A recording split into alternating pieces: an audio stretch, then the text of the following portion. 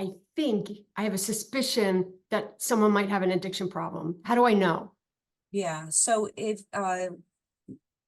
when you're looking at signs of somebody possibly struggling with substance abuse problems, there's generally a lot of different factors associated with it. Some of those could potentially be you start seeing an individual becomes a little more socially isolated or withdrawn. They could have problems with work performance, meaning like showing up or holding a job, having legal problems or family problems. Some other signs when it comes to like more specifically with children. Again, the social isolation, a change in friends, problems at school, not wanting to go to school. Even subtle things like a change of music, like people don't generally think about that. I've seen like examples with different family members where, hey, I'm seeing this change in my child where they were bubbly and happily, and now I'm seeing them listen to very dark music, very depressing music. Another big one that is pretty much like very on the surface is an individual spending a lot of time recovering from the fact that they just used. So that could be something as simple as like a hangover from drinking the night before. It could be withdrawal effects because they have excessive use and their body has developed some type of dependency.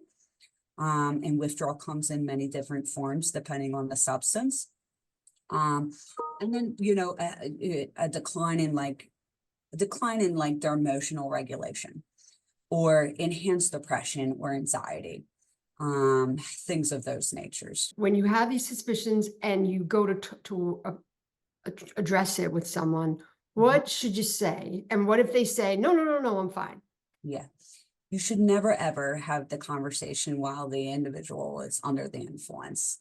It will not be productive. You will become frustrated, angry, annoyed, and nothing will generally come about it. When you're having that conversation, it should definitely come from a place of genuineness and authenticity from you, that you are just generally concerned. Sometimes not pointing out the substance abuse part itself is a good way to, you know, start the conversation. And know this, that generally when you have that first conversation, we rarely see a positive response. People need time to process, to self-reflect, to think about some of the things that you have pointed out and connect the dots. So generally, if you have that conversation and they're not responsive, know that you're not doing anything wrong. It's generally the process of how this works. This is a journey for an individual, and you are going along this journey with them. So try to have the conversation focus as an open dialogue, like a two-way conversation. It's not just yourself. And be mindful that it might not necessarily be a situation where there's going to be a solution in that moment. And how does Oaks help families struggling with these issues? So at Oaks Integrated Care, we offer a wide range of behavioral health services. These services can be specifically geared towards substance abuse, and this could be for adolescents and adults, or it could be a mental health program that is more geared towards the mental health factors that a person is experiencing.